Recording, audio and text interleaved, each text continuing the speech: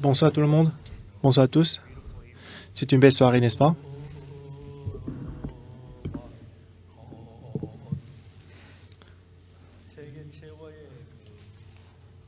C'est le meilleur pays du monde.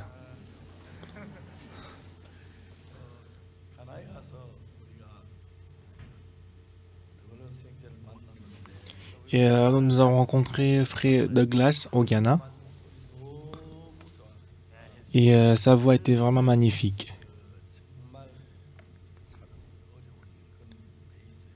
C'était une voix très singulière qu'on ne peut pas trouver nulle part.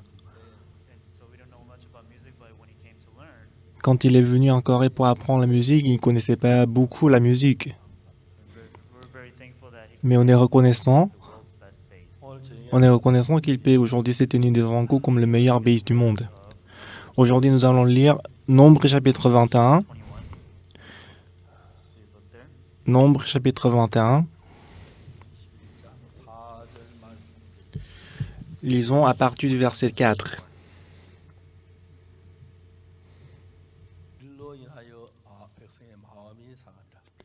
Ils partirent de la montagne des Hors par le chemin de la mer Rouge pour contourner le pays des hommes. Le peuple s'impatienta en route.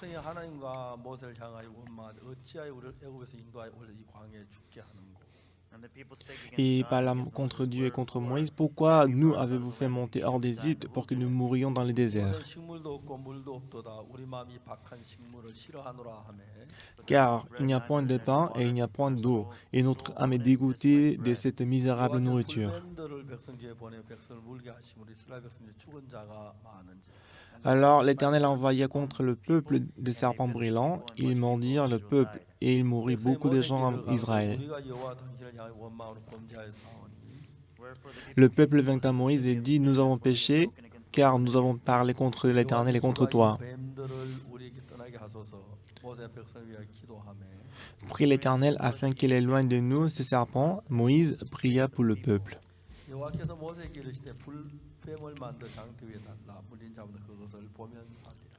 L'Éternel dit à Moïse, fais-toi en serpent brûlant et place-le sur une perche. Quiconque aurait été mordu et le regardera conservera la vie. Moïse fit un serpent d'airain et le plaça sur une perche. Quiconque avait été mordu par le serpent et regardait le serpent d'airain conservait la vie.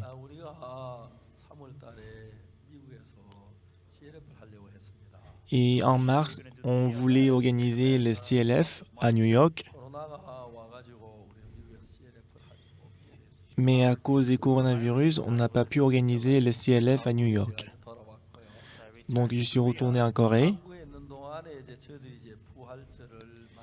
Et pendant mon séjour en Corée, nous avons fêté la Pâque. Et au jour des Pâques, nous avons célébré, nous avons fait le culte à travers Zoom en ligne. Mais ce qui est merveilleux,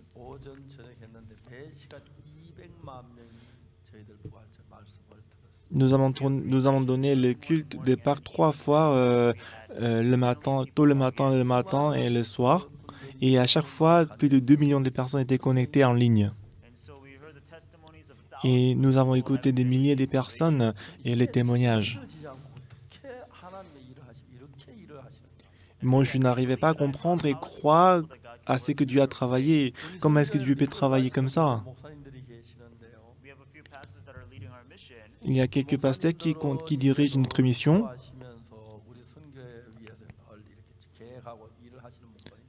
Alors, ce sont des pasteurs qui prient et qui travaillent pour l'avancement de notre mission. Normalement, en Corée, nous devons tenir le grand séminaire de la Bible au printemps et en automne.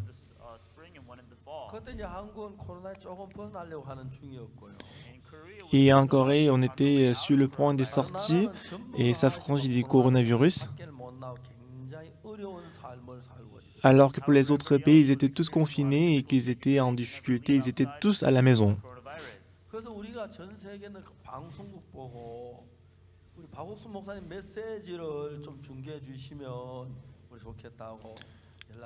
Alors nous avons contacté plusieurs stations de télé dans le monde entier pour demander s'ils peuvent diffuser le sermon des pasteurs Pâques. Parce qu'aujourd'hui, les pasteurs de notre mission, ils travaillent avec le même cœur. Il y a d'innombrables missionnaires qui sont affectés dans le monde entier. Donc, ils sont allés voir les stations de télé dans leur pays pour demander.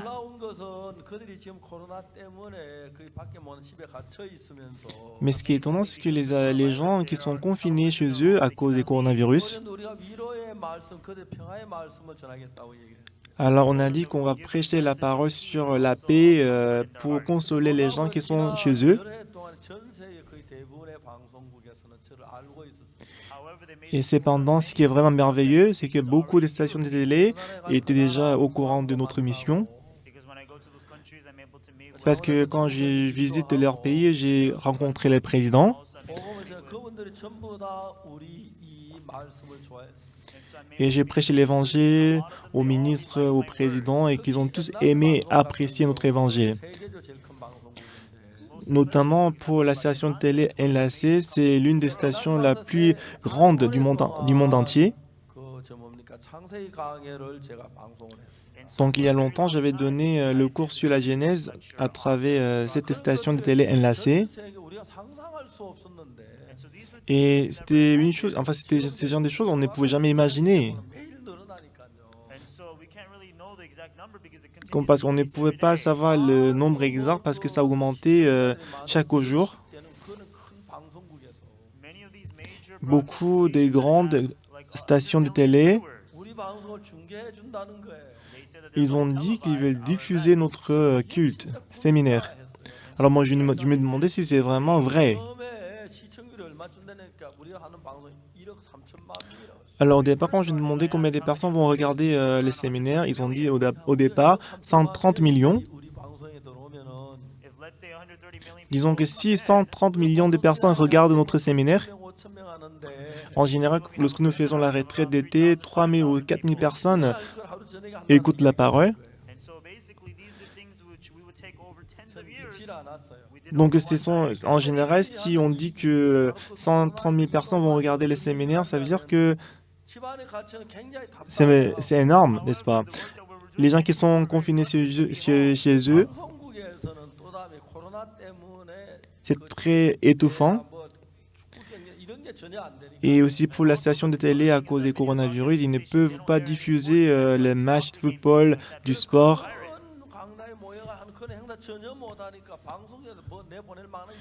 Et à cause des coronavirus, la station de télé n'avait pas vraiment de programme à diffuser, les émissions à diffuser.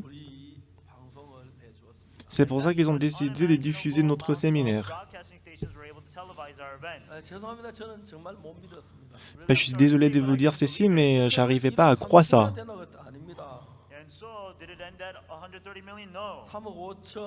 Mais après, la direction m'a dit, ce n'est plus 130 millions, mais 300 millions, 800 millions. Moi, je ne croyais pas au départ. J'ai la bonne foi en Dieu, pour Dieu, mais en ce qui concerne le nombre de téléspectateurs, je n'avais pas vraiment la foi. Donc, on a atteint jusqu'à 800 millions de téléspectateurs. Maintenant, c'est plus de 900 millions de téléspectateurs.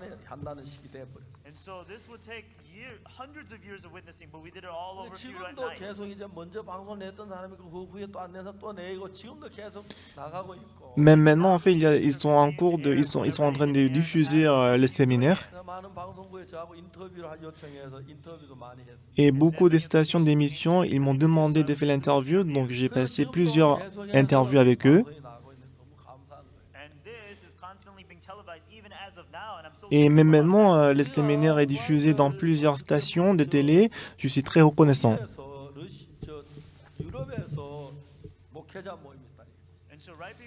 Avant le séminaire de la Bible, j'ai entendu qu'il y avait la réunion des pasteurs en Europe.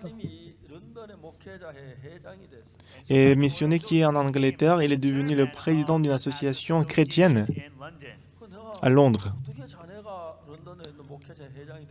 Alors j'ai demandé au missionnaire, comment tu es devenu le président de l'association chrétienne à Londres?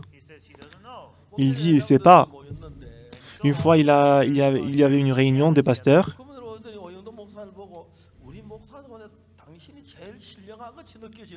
Et les pasteurs membres de l'association, ils ont dit, pasteur au missionnaire Oyondo, qu'on pense que vous êtes le plus spirituel. Pour l'année 2020, toi, tu es nommé comme président. Moi, je peux pas être le président. Parce que je ne parle pas bien l'anglais, mais ils ont dit, il n'y a pas de problème, vous parlez très couramment l'anglais.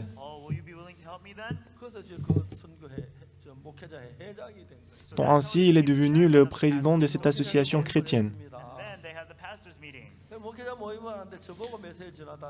Donc ils ont organisé une réunion de pasteurs en Europe et on m'a demandé de prêcher la parole. Donc j'ai prêché la parole pour 4 heures. Alors tous les pasteurs en Europe, ils étaient étonnés. Il y avait un pasteur qui a dit après Martin Luther, je n'ai jamais entendu des paroles pareilles.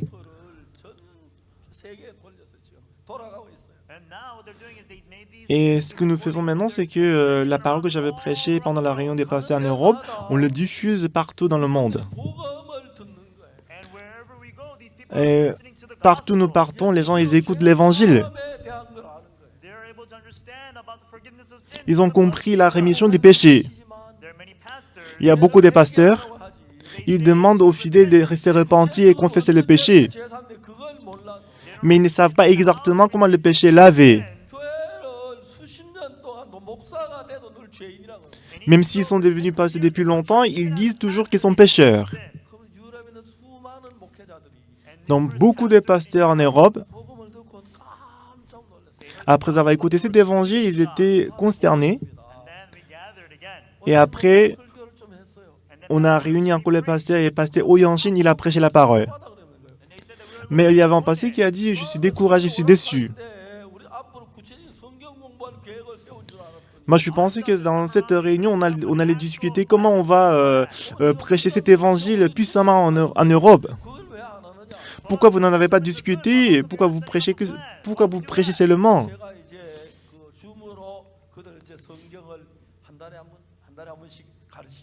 Donc, on a décidé que je vais les apprendre la parole une fois par mois à travers Zoom. Donc, je me demandais, pourquoi c'est comme ça? C'est parce que la venue de Jésus-Christ est proche. Et aujourd'hui, il y avait 6 responsables. Il y avait 6 responsables de 6 médias chrétiens qui sont venus. Et parmi eux, l'un des responsables de médias chrétiens, c'est le petit frère de ce Moon Young-sun. Aussi, il est le grand frère de pasteur Moon Young-nyul. C'est des gens qui étaient vraiment contre nous avant. Lors de la cantate de Noël l'année dernière, et quand on a fait la cantate de Noël à la grande salle de KBS, on a fait la cantate 9 fois dans cette salle, le matin et le soir.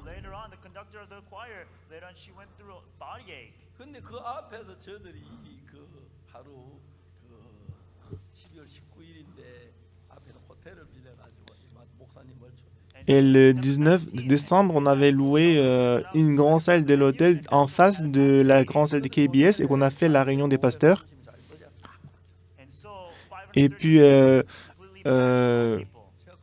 530 sièges étaient tous remplis. Et pendant 90 minutes, j'ai prêché la parole. Et tous les participants, les pasteurs, ils étaient surpris.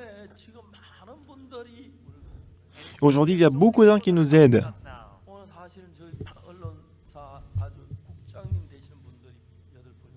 Aujourd'hui, le 9 chefs de département, responsables de 8 médias chrétiens sont venus. Et pendant l'interview, j'ai prêché l'évangile jusqu'à la fin. La plupart des gens qui étaient venus là, ils étaient l'ancien de l'église. Donc j'ai compris qu'ils sont tous devenus notre famille. Donc j'ai parlé de ça souvent. Donc je pensais que j'allais avoir justement 10 personnes autour de moi et que les gens ils vont me reprocher en disant que je suis secte. Mais la première chose que Dieu il a faite dans ma vie, il a vidé mon cœur parce que tout ce que je faisais, c'était l'échec. Moi, la confiance que j'avais en moi-même s'était effondrée complètement. J'ai réalisé exactement que si je suis ma pensée, je vais périr. Donc j'ai compris que je ne dois pas croire à ma pensée. Le plus grand problème dans notre vie spirituelle, le problème arrive à cause de la différence des pensées entre Dieu et nous.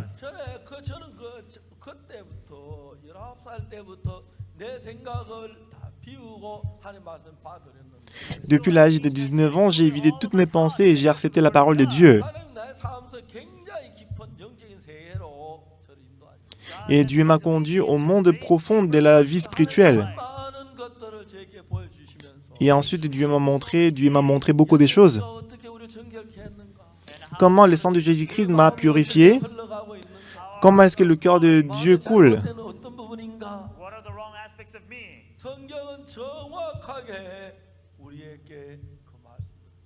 Et la Bible nous a expliqué ça précisément.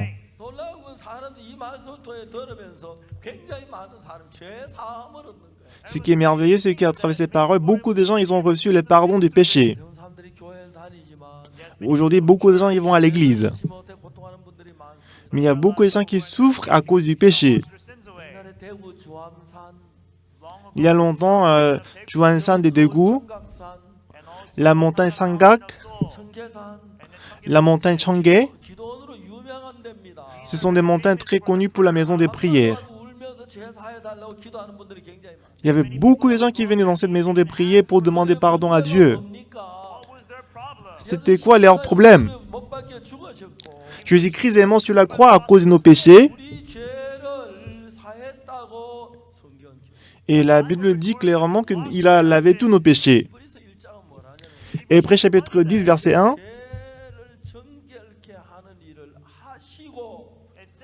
Hébreux chapitre 10, il dit qu'il a purifié le sang. Il a purifié les péchés. Et qu'il est assis à la droite de Dieu. Jésus-Christ, il est venu dans ce monde pour laver nos péchés. Il n'est pas retourné au ciel sans laver le péché. Pour laver le péché du monde entier. Si vous lisez la Bible,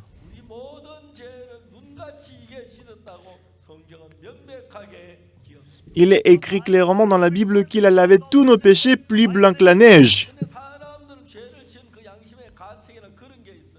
Lorsque les gens ils commettent le péché, ils sont culpabilisés. Ils sont beaucoup plus influencés par leur conscience que la parole. Moi, j'ai commis le péché.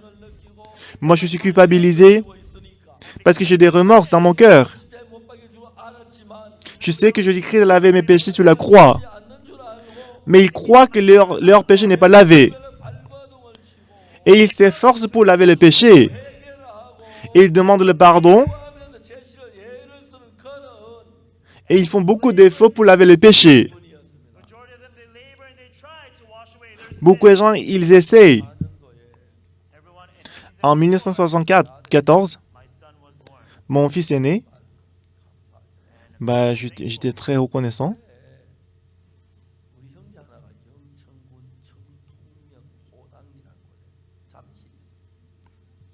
Et cette année-là, il y avait un frère.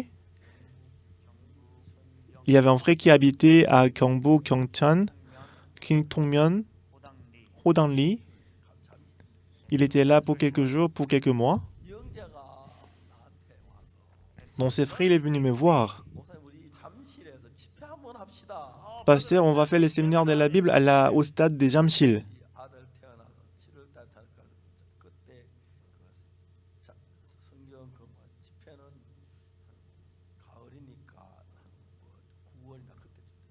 Donc mon fils, il est né en juillet. Donc pour le séminaire qu'on devait organiser, c'était en septembre. Je suis désolé de vous parler de ma femme. Ma femme me dit souvent de ne pas parler d'elle-même, d'elle devant vous. Mais je dois parler d'elle quand même, puisque ma femme, elle a beaucoup peur de la vache. Il y avait une vache là-bas. Alors pour le séminaire, on avait préparé kimchi. Ils ont mis du sel sur le chou chinois, mais il y avait une vache qui était détachée et qu'il est parti pour manger les choux qu'on avait mis dans le sel.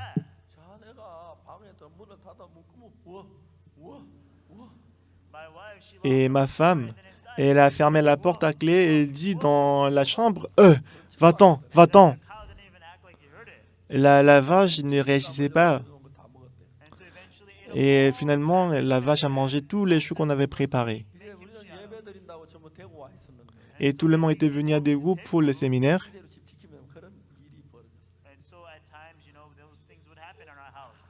Et c'est ce qui s'est passé dans la maison pendant qu'on était absent.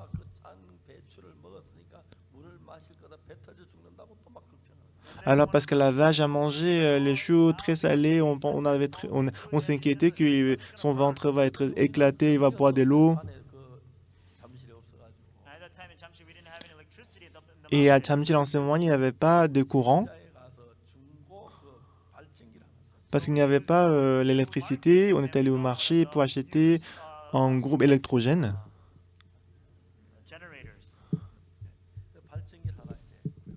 Donc on a acheté un groupe électrogène. Et parce qu'on n'avait pas d'expérience d'utiliser le générateur électrogène. Donc on devait allumer manuellement pour le faire marcher. Mais le problème qu'on avait, ça marchait au départ. Mais quand on a allumé le courant l'un après l'autre, soudainement,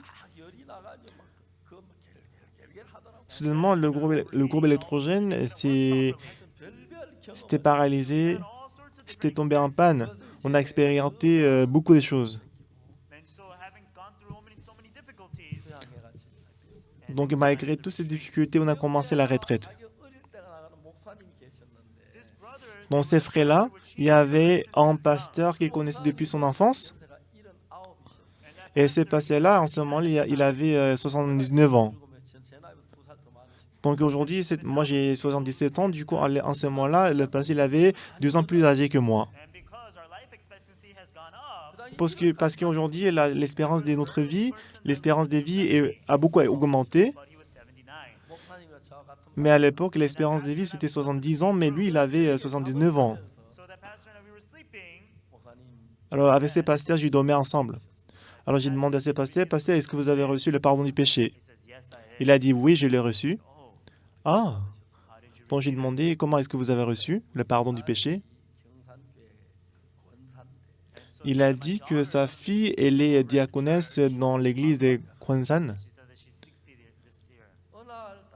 Elle a 60 ans.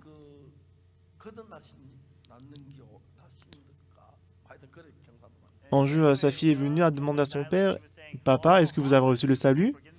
Est-ce que vous avez reçu le pardon du péché? Pourquoi tu me demandes ça? Pourquoi tu me demandes ça?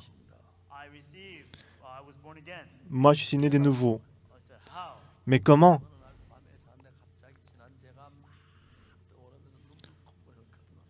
Une nuit, en dormant, je me suis rappelé tous les péchés que j'ai commis et soudainement, j'ai commencé à pleurer et j'avais le nez qui coule.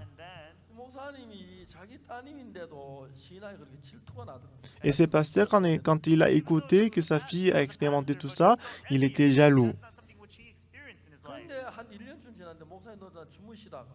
Un an après, un jour, en dormant, ce pasteur,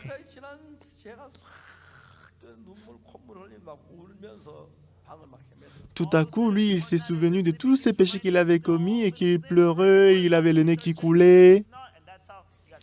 C'est comme ça qu'il a dit qu'il était sauvé. Parce que lui ne sait pas exactement ce que ça veut dire être né de nouveau, être sauvé. C'est pour ça qu'il a dit ceci pour dire qu'il était sauvé. Donc après avoir écouté ça, je l'ai laissé dormir. Et le lendemain, après le petit déjeuner, je voulais me reposer avant l'étude biblique. Soudainement, on m'a appelé « Passez Pâques ». Quand je suis sorti, et on m'a dit que ce pasteur-là, il voulait partir, il voulait s'en aller. Alors je lui ai demandé, pourquoi vous voulez partir? Il dit, bon, je vais partir. Bah, je sais que tu n'as rien à faire à la maison, pourquoi tu veux t'en aller? Bah, je lui ai dit, pasteur, restez quand même, restez ici quelques jours. Donc ce pasteur-là, il était fâché, mais en supportant, il était explosé. Il a dit, pasteur Park! Est-ce qu'ici, c'est le gymnase de boxing ou taekwondo? Pourquoi tu me fais m'asseoir devant toi et que tu me voxes, tu me tapes? Bah, je ne me rappelle pas ce que j'avais dit en ce moment-là. Donc, dans la matinée, pendant que je prêchais la parole, il était beaucoup culpabilisé, il était condamné dans son cœur. C'est pour ça qu'il voulait s'en aller. Moi, je lui ai dit, restez encore quelques jours, il voulait s'en aller.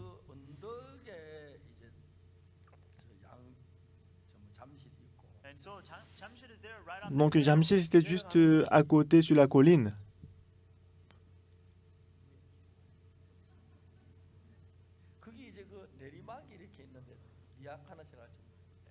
Et là, il y avait un petit chemin. Et ces pasteurs, ces grands-pères, pasteurs âgés, sans recevoir le salut, ils descendaient. Mais je me demandais quand est-ce que je vais le rencontrer encore. C'est sûr qu'il n'a pas encore reçu le pardon du péché, mais s'il s'en va comme ça, qui est-ce qui va le prêcher l'évangile? Bah, je me suis dit que si je le laisse partir, c'est le péché. Donc, comme il partait, je l'ai accompagné et je marchais avec lui. Je lui ai dit, tu as le péché. Si tu as le péché, tu vas aller aussi en enfer. Tu dois recevoir le pardon du péché. Donc, je l'ai suivi et je l'ai crié dans ses oreilles.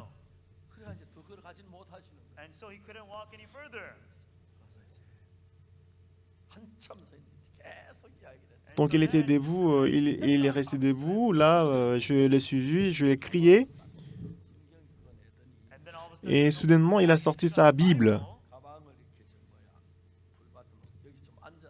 Et après, il a mis son sac sur la pelouse. Il dit, assieds-toi ici. Donc, je lui dis, comment est-ce que je peux m'asseoir sur ton sac? Je vais m'asseoir plutôt sur la terre. Et ensuite, je lui ai prêché l'évangile. Donc, j'ai commencé la prêche sur le Romain. Romains chapitre 1, chapitre 2, chapitre 3, chapitre 4, chapitre 5.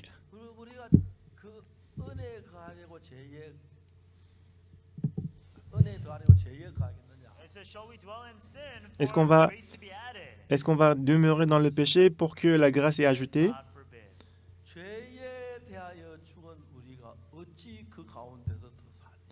Nous sommes morts vis-à-vis du péché. Comment est-ce qu'on peut y demeurer un peu plus?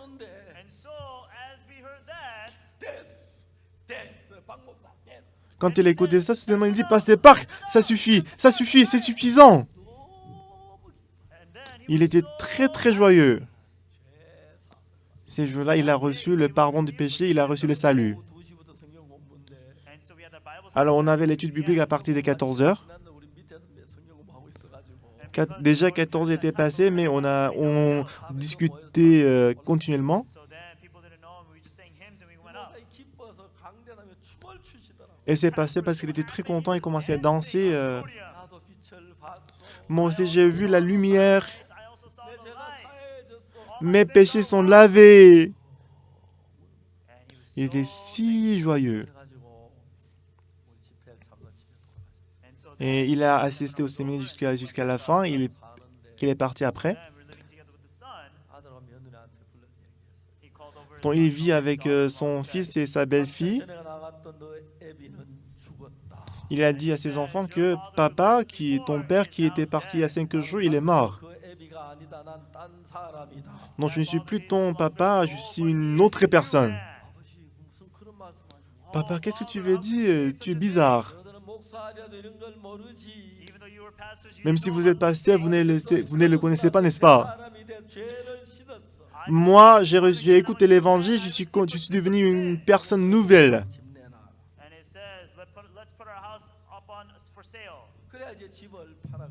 Donc il a dit à son fils qu'on va mettre notre maison en vente. Il a, il a vendu la maison et qu'il a déménagé auprès de l'église. Après quelques années plus tard, il est mort, bien sûr. Mais après qu'il a écouté l'évangile, il était très très joyeux.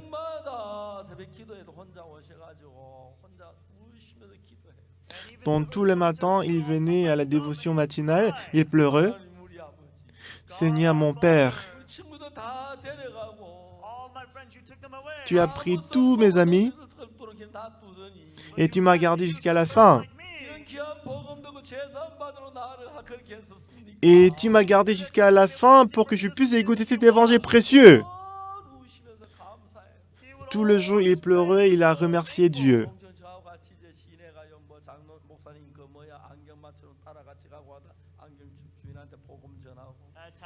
Donc des fois, il m'a suivi, on est allé à la boutique en ville, on prêchait l'évangile au maître de la boutique ensemble.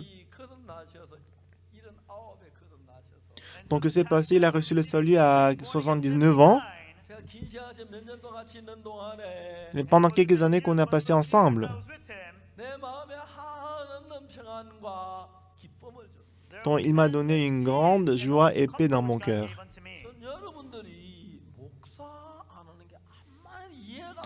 Pour moi, je ne comprends pas du tout pourquoi vous ne devenez pas pasteur. Si j'ai un souhait, moi je veux que vous tous vous deveniez le pasteur. Si vous devenez pasteur, il y a beaucoup de joies qui vous attendent. Des fois, c'est vrai qu'il y a des gens qui ne reçoivent pas le salut. Mais cette fois-ci, en faisant le séminaire,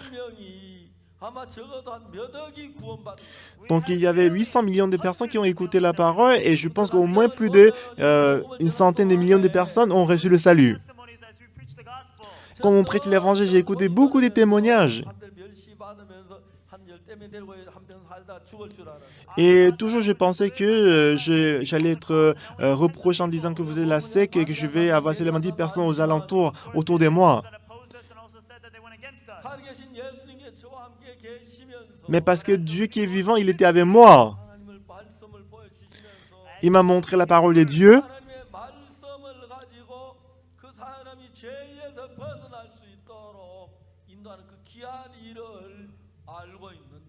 Donc moi, je sais comment Dieu il a sauvé les gens et donné le pardon du péché. Moi, devant Dieu, j'étais très, très reconnaissant.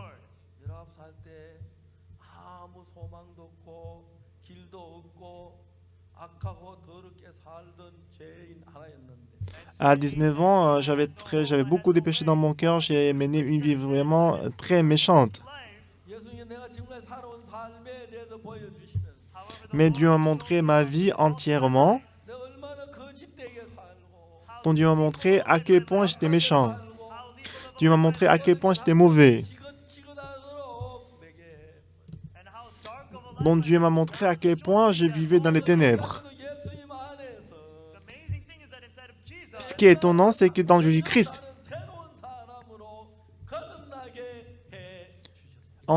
il m'a transformé en une nouvelle personne qui est complètement différente d'avant. C'est vrai que quand on prêche l'évangile, il y a beaucoup de gens qui sont contre nous. Mais Dieu, il ouvre de plus en plus la porte de l'évangile.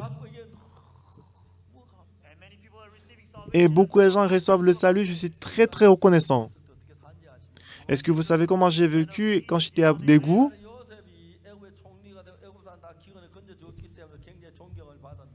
Et Joseph, parce que quand il était en Égypte, il a sauvé beaucoup de gens de la famille, il était beaucoup respecté et apprécié. Mais les gens de cette époque-là, ils étaient tous morts. Un nouveau roi, il est établi et qu'il y avait beaucoup de nouvelles personnes qui sont nées. Parce que le peuple d'Israël, il enfantait beaucoup de bébés, beaucoup d'enfants. Et il s'est multiplié beaucoup très rapidement. Le roi de l'Égypte, il avait peur du peuple d'Israël. Alors qu'est-ce qu'il a dit aux sages-femmes?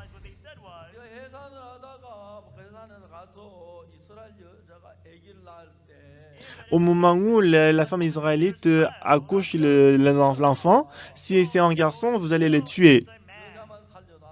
Si c'est une fille, vous allez laisser vivre. Mais parce que les sages-femmes, ils avaient peur de Dieu. Parce qu'ils connaissaient très bien Dieu d'Israël. Ils ne pouvaient pas tuer l'enfant d'Israël. Alors un jour, le roi, il a appelé les femmes sages, les sages-femmes. Alors il a demandé pourquoi vous n'avez pas tué les garçons. Les sages-femmes, ils ont répondu. Vous savez que les femmes israélites, elles sont plus robustes que les femmes égyptiennes. Pendant qu'on y va, ils ont déjà accouché les bébés. Mais comme ça ne marchait pas, il a dit, si un garçon est né, vous allez le jeter à la rivière Nil. Bon, c'était vraiment tragique pour le peuple d'Israël. Disons qu'une femme a accouché un garçon. Alors, elle ne sait pas quoi faire face au roi d'Égypte. Alors, après avoir accouché le garçon, elle fait les efforts pour le cacher. Mais les soldats entrent dans la maison pour chercher le bébé. Alors, elle s'est débattue en embrassant le bébé. Elle dit, non, ne prenez pas mon garçon. Mais les soldats, ils prennent le pied du bébé, ils le prennent, ils le tuent. Alors, la femme, la maman, elle la suit. Mais les soldats, ils l'ont jeté à la rivière Nil. Alors, la femme, elle devient folle. Ah, mon bébé! Mon fils, et après, il se jette dans l'eau. Et après, son mari dit, non, ma chérie, non! Ainsi, elle devient folle. Ah, mon bébé, mon garçon, il pleure. Donc, c'était vraiment misérable. Les hommes israéliens, ils travaillaient toujours au chantier pour faire les briques. Alors, les hommes israéliens, ils ont fabriqué les briques. Mais pour préparer les ingrédients de la brique, pour faire la boue, la terre, c'est trop dur, c'est très fatigant. Donc les gens, ils ont cherché Dieu. Dieu, tu es où? Pourquoi Dieu nous a placés dans cette souffrance, Seigneur?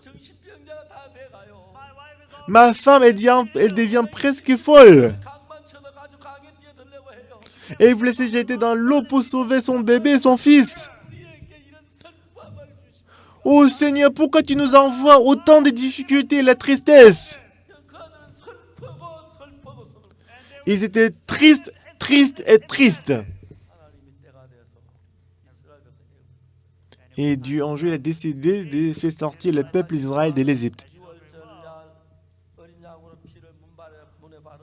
Au jour de la Pâque, ils ont mis le sang sur les poteaux et linteaux de la porte de la maison.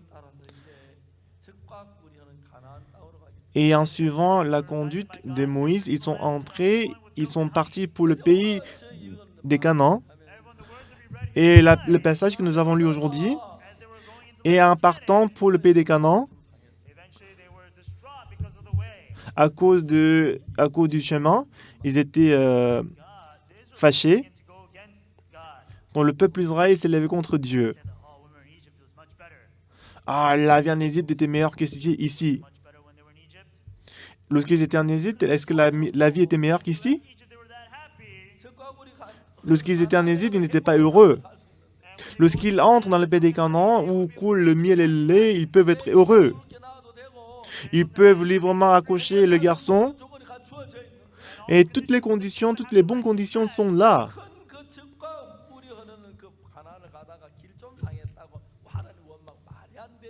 Mais en partant pour le pays des Canaan, à cause de la route, ils étaient impatientés.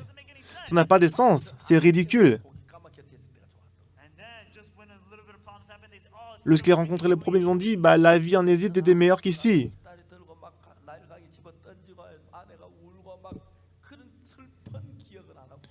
Ils ne se souvenaient pas de la tristesse le jour où les soldats venaient entrer dans la maison pour prendre le bébé, le garçon. J'étais dans la rivière afin d'être sauvé, afin d'être béni. Pour les bénis, Dieu voulait le conduire au pays des Canaan. Bah, en y allant, on peut être impatienté, on peut rencontrer les difficultés.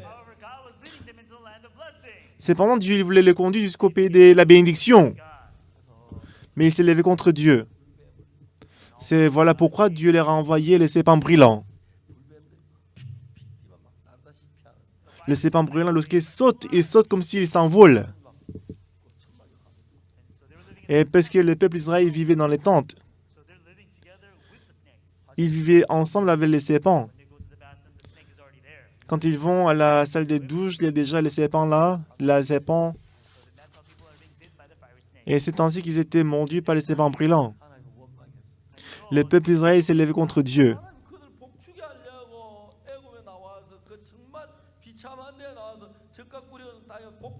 Le peuple d'Israël était misérable, mais pour les bénis, Dieu les a fait sortir des pays d'Égypte pour les faire entrer dans le pays des Canaan où coule le miel et le lait.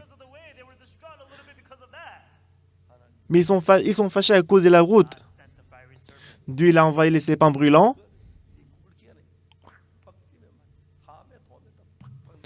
Lorsque les serpents brûlants ils sautent, ils peuvent sauter jusqu'à 4 ou 5 mètres. Et quand on est mordu les serpents brûlants, immédiatement le poison entre et qu'on meurt. Dieu voulait le conduire au pays de la bénédiction. Dieu les a sauvés de l'Égypte. Et Dieu voulait le conduire jusqu'au pays des Canaan où coulait le miel et le lait, mais ils étaient contre Dieu. C'est ça l'être humain. Alors qu'ils avaient reçu 10 000 de bénédictions, même si on est sauvé, c'est la même chose. Ils sont sauvés de l'enfer éternel. Mais à cause des petites choses, ils tombent dans les épreuves, n'est-ce pas?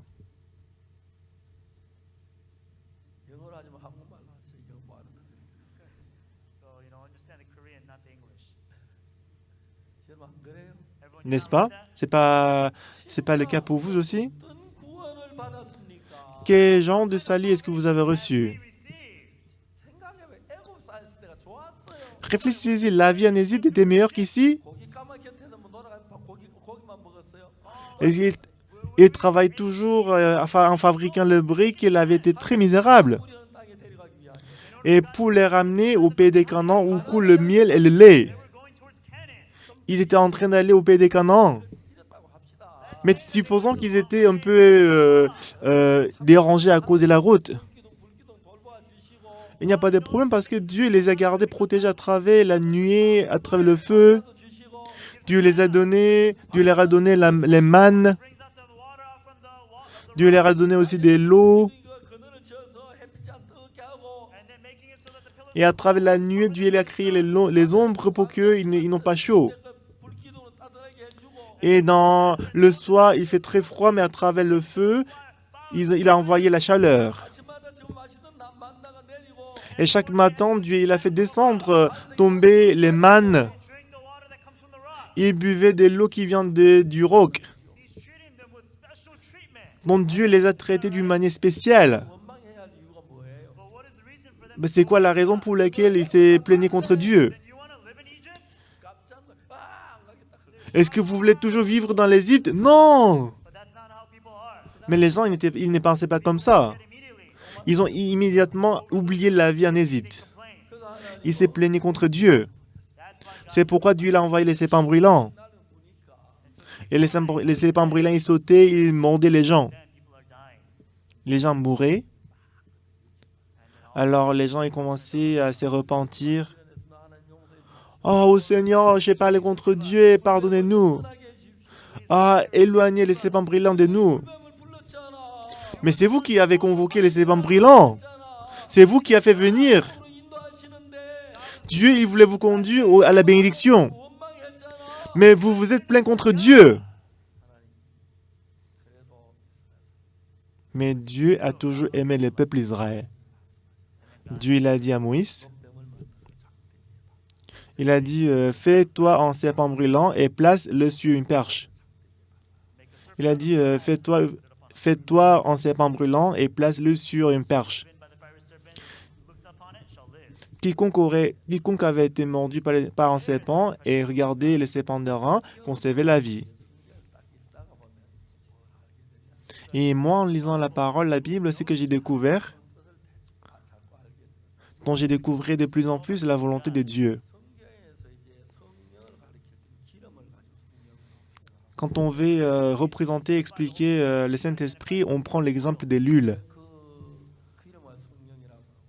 Et on prend tout souvent le Saint-Esprit comme l'huile. Et dans la Bible, l'or représente la gloire de Dieu. Ensuite, et d'argent représente le prix de la rédemption. Je veux dire le prix de la repentance. Et le bronze, les reins représentent le jugement. Donc le bronze, les reins représentent le jugement. Il a dit, fais-toi un serpent d'airain et place-le sur une perche. Il a dit après, quiconque aurait été mordu le regardera, conservera la vie. Mais si vous lisez ça simplement, c'est difficile à comprendre. Mais si vous cherchez Jean chapitre 3, parmi les discours que Jésus-Christ avait donnés, il a dit ceci.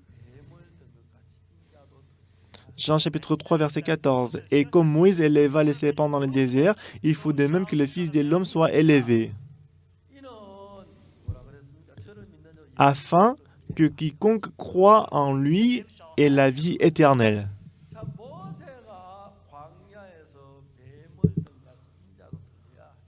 Et comme Moïse éleva le serpent dans le désert, il faut de même que le Fils de l'homme soit élevé.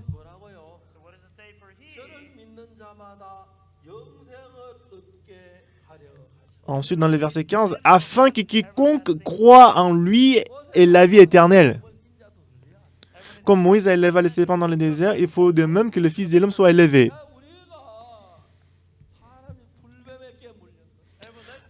Tout le monde, l'homme est mordu par le serpent brûlant. Ils ont demandé de les éloigner les serpents brûlants. Mais Dieu n'a pas éloigné les serpents brûlants. Mais il a plutôt dit, fais-toi un serpent d'airain sur une perche. Quiconque aura été mordu et le regardera conservera la vie. Ça, qu'est-ce que ça veut dire? Il a placé le serpent d'airain sur une perche. Si on regarde seulement ceci, c'est difficile à comprendre. Mais Jean chapitre 3, Jésus-Christ a dit, il a discuté avec Nicodème. Il a dit, si on n'est pas né de nouveau, on ne peut pas voir le royaume de Dieu. Et ensuite, Jésus-Christ a dit, et comme Moïse éleva le serpent dans le désert, il faut de même que le Fils de l'homme soit élevé. Il faut de même que le Fils de l'homme soit élevé. Et après, dans le verset 15, afin que quiconque croit en lui ait la vie éternelle.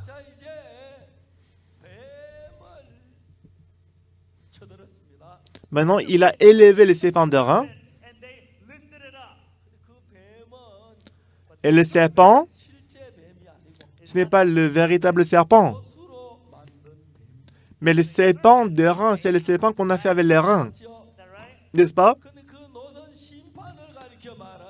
Mais parce que les reins représentent le jugement, il faut de même que le Fils de l'homme soit élevé. Qu'est-ce que ça veut dire?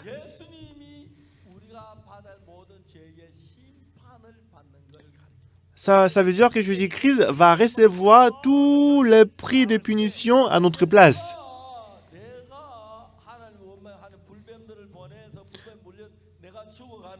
Parce que moi, je me suis plaigné contre Dieu, Dieu m'a envoyé les serpents d'airain et m'a mordu, je suis en train de mourir. Parce que j'ai commis le péché, je me plaigné contre Dieu, Dieu m'a envoyé les serpents d'airain, les serpents brillants. Mais qu'est-ce que Jésus-Christ a dit? Comme Moïse éleva les serpents dans le désert, il faut de même que le Fils de l'homme soit élevé. Ce n'était pas un serpent d'or. Ce n'est pas non plus le serpent d'argent. Mais c'était un serpent d'airain. Ça veut dire qu'il est jugé, il a reçu le jugement concernant le péché. Comme Moïse éleva le serpent dans le désert, il faut de même que le Fils de Dieu, le Fils de l'homme soit élevé. Qu'est-ce que ça veut dire? Ça veut dire que Jésus-Christ, il est mort, il est élevé sur la croix. Quelle est la raison pour laquelle Jésus-Christ est mort sur la croix? Jésus-Christ est mort sur la croix à cause de nos péchés. Jésus-Christ, il a envoyé les serpents brillants. Dieu a envoyé les serpents brillants au peuple d'Israël. Et Dieu n'a pas éloigné les serpents brillants qui ont mordu le peuple d'Israël. Il a plutôt dit, si vous regardez les serpents d'airain, vous allez conserver la vie. Les serpents d'airain représentent Jésus-Christ. Que la raison pour laquelle Jésus-Christ est mort sur la croix.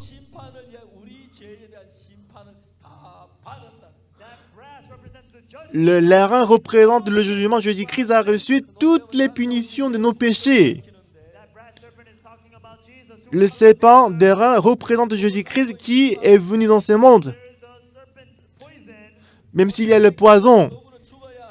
Normalement, à cause du poison, on doit mourir. À cause du péché, on doit mourir.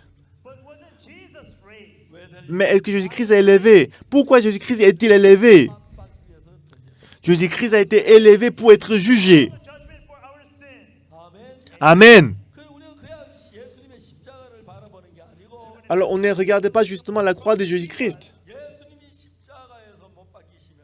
Lorsque Jésus-Christ est mort sur la croix, Jésus-Christ n'est pas mort sur la croix à cause de ses péchés. Donc Jésus-Christ est mort pour finir la punition de nos péchés. Alors désormais, quel que soit le péché, ces péchés ne peuvent pas me faire mourir. Les gens qui étaient en train de mourir, ils regardent les serpents d'airain. Et en regardant les serpents d'airain, le poison a disparu. De même, nous en regardant les serpents d'airain Jésus-Christ, quel que soit le nombre de péchés qu'on a commis, sur la croix, Jésus-Christ a reçu toutes les punitions du péché. Je n'ai plus besoin de recevoir la punition. À moi, je peux vivre dans la justice. Et pour nous enseigner ceci, devant les gens qui mouraient à cause des serpents brillants, il n'a pas éloigné les serpents brillants. Il a plutôt fait un serpent d'airain sur une perche.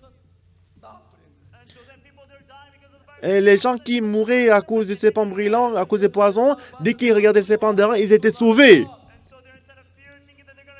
Ils étaient dans la peur qu'ils allaient mourir. Mais lorsqu'ils regardaient les serpents d'airain, mes péchés ont pris fin.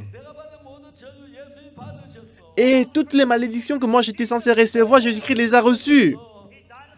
Il est mort sur la croix. Toutes mes malédictions ont pris fin. C'est ce que dit la Bible. Avant l'arrivée de Jésus-Christ, comme le serpent a été élevé, Jésus-Christ était censé être élevé aussi. Et en regardant la croix, et c'est là que toutes mes punitions ont pris fin. Tous mes péchés ont pris fin. Jésus-Christ est puni à cause de mes péchés.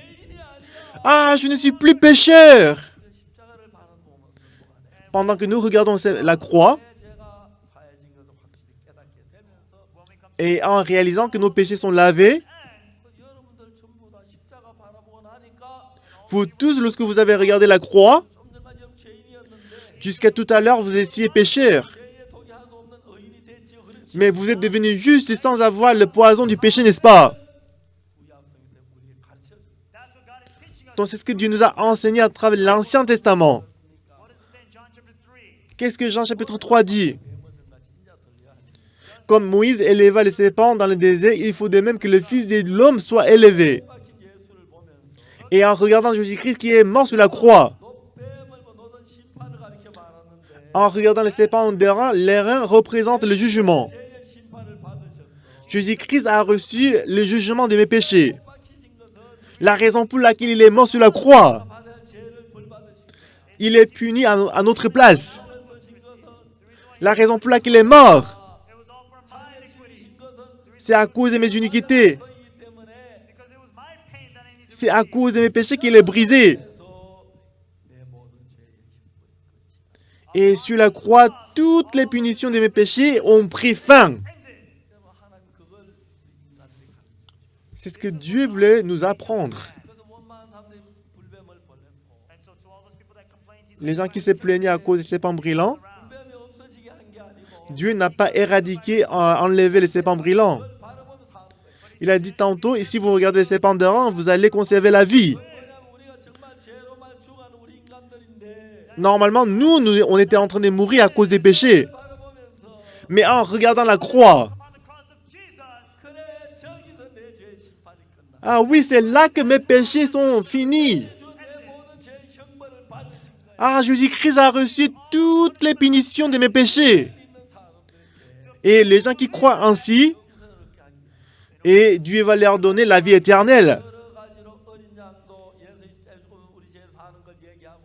À travers l'exemple de l'amant de l'agneau, Dieu il a expliqué que Jésus-Christ allait mourir sur la croix.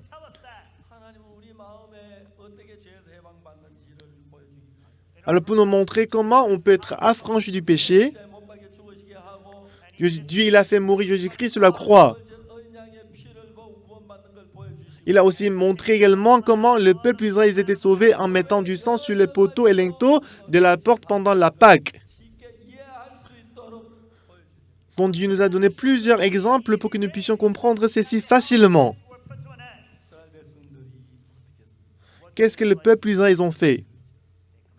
Ils ont commis le péché. La tristesse,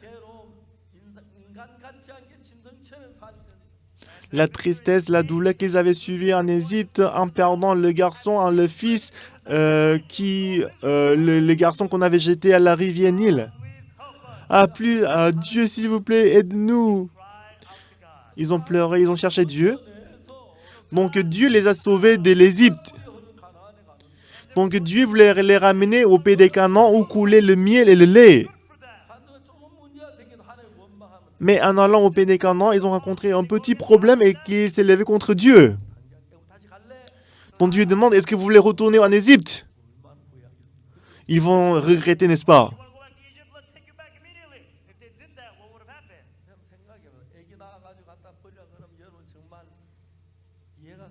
Réfléchissez ici, après que vous avez accouché un garçon, si on vous demande de jeter dans la rivière, est-ce que vous le comprenez?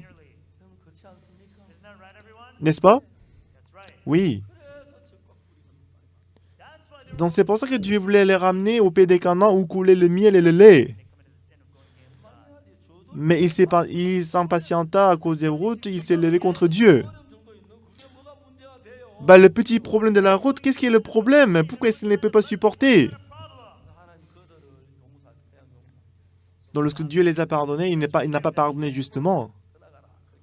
Il n'a pas éloigné les serpents brillants, même si les serpents brillants nous mordent. Quand ils ont regardé les serpents d'airain, même s'ils étaient mordus par les serpents brillants, ils ont conservé la vie. Tous les poisons ont pris fin. De même si vous regardez la croix de Jésus-Christ, mes péchés sont terminés. Jésus-Christ est jugé. C'est ainsi qu'on a reçu la justice. Donc c'est ce que Dieu nous apprend et nous enseigne. Mais beaucoup de gens aujourd'hui n'ont pas compris ceci. Ils pensent justement que si je fais du bien, je peux aller au ciel. Mais bien aimé, ce n'est pas ça. Mais toujours, on s'élève contre Dieu. Même les frères et les sœurs qui sont sauvés, c'est pareil pour vous. Donc si Dieu vous a sauvé de l'enfer éternel, il faut être reconnaissant. Si vous rencontrez un petit problème, vous plaignez contre Dieu, c'est ça l'homme. Dieu n'a pas d'autre choix que d'envoyer les serpents brillants. Mais pendant que nous regardons Jésus-Christ qui est mort sur la croix, pendant que nous regardons la croix, sur la croix, mes péchés sont finis. Jésus-Christ a reçu la punition à ma place. Tous les jugements ont pris fin. Et tous nos péchés ont pris fin, c'est ça la bénédiction que Dieu veut nous donner. Alors Jésus-Christ, pour nous sauver du péché, non seulement qu'il a envoyé Jésus-Christ, mais il a donné plusieurs exemples pour que nous puissions comprendre l'amour de Jésus-Christ, l'amour de Dieu. Il a donné l'exemple de sacrifice d'expiation. À travers ces plusieurs exemples, il voulait nous expliquer comment nos péchés sont lavés. Mais parce qu'on est insensé, on ne comprend pas comment Jésus-Christ a fait. Mais Dieu, il est en train de nous conduire pour que nous puissions mener la vie de la bénédiction.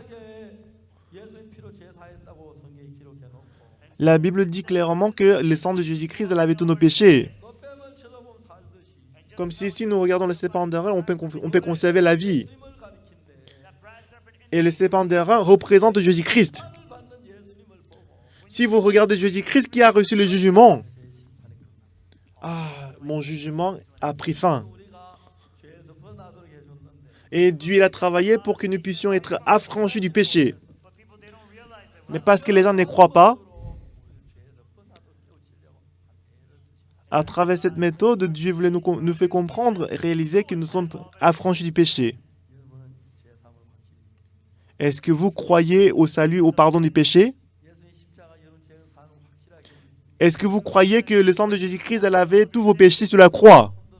Si vous y croyez, levez la main. Levez la main. Merci beaucoup. Mais des fois, vous tombez dans l'épreuve, n'est-ce pas? À cause de la route.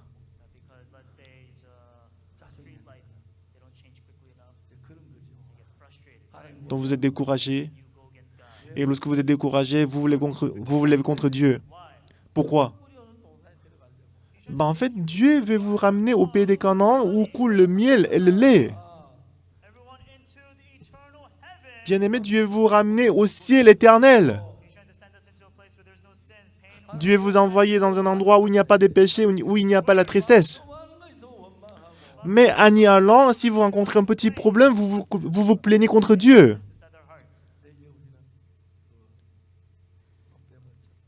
Mais bien-aimés, regardons le serpent d'airain. Tout le monde, regardons la croix de Jésus-Christ. Jésus-Christ, il n'est pas mort à cause de ses péchés.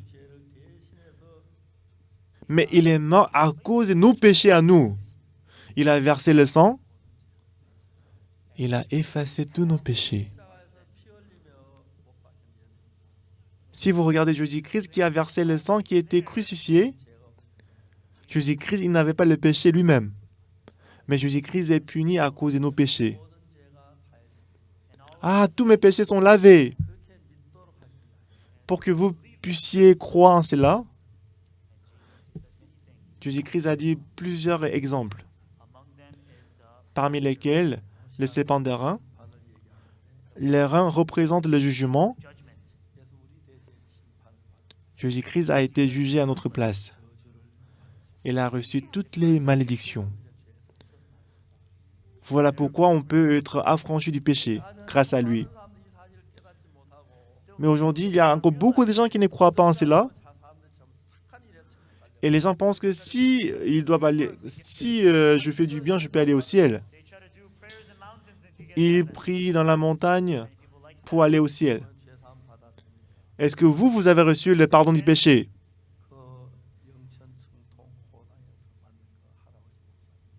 Comme la personne très âgée, le passé très âgé que j'ai rencontré à Yangchon, Hodanli, lorsqu'il a reçu le salut, il vivait dans la joie et après quelques années, il est allé au ciel.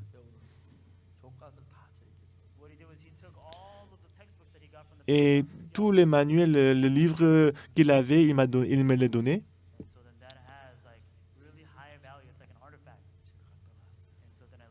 Donc je l'ai gardé dans la maison. Donc à chaque fois que je regarde le livre qu'il m'avait donné, je me rappelle de ce pasteur âgé. Jusqu'à l'âge de 79 ans, à cause du péché, il pleurait chaque jour. Mais un jour, il a reçu le salut. Donc, avant de recevoir le salut, il voulait s'en aller, il voulait repartir à la maison. Mais Dieu a travaillé, Dieu l'a sauvé. Tout le monde, quand on prêche l'évangile, on prêche l'évangile pour que les gens reçoivent le salut et aller au ciel. Mais quelques-uns, ils sont très arrogants, ils n'acceptent l'évangile. Nous avons reçu le salut à travers le sang de Jésus-Christ. Jésus-Christ est mort sur la croix. Il a lavé nos péchés. Aujourd'hui encore, il y a beaucoup de gens qui ne connaissent pas ça. Ils sont toujours dans le péché. Mais à travers les séminaires de la Bible en ligne, je suis reconnaissant que beaucoup de gens ont reçu le salut. Et je suis reconnaissant que Dieu nous a donné ce talent de prêcher l'évangile. On va prêcher l'évangile jusqu'à ce que Jésus-Christ ne revienne. J'espère que vous allez vivre pour Jésus-Christ. Et pour l'évangile, Dieu prendra plaisir et il vous bénira. Prions.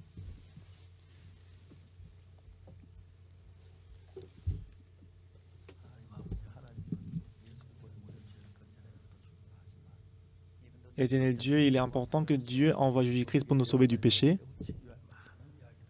Et pour nous faire réaliser ceci, Dieu nous a donné plusieurs histoires et exemples. Dans le sacrifice d'expiation, comme l'agneau de la Pâque, toutes ces histoires-là,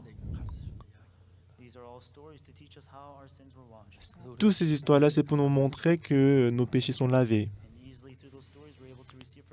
Et à travers ces histoires, on peut recevoir le pardon du péché.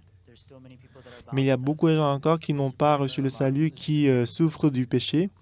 Mais j'espère qu'ils vont tous s'affranchir du péché, que la grande grâce de Dieu travaillera au milieu de nous. Et tu vas nous bénir. Bénis également le séminaire. Que la grâce de Dieu déborde. Merci Seigneur.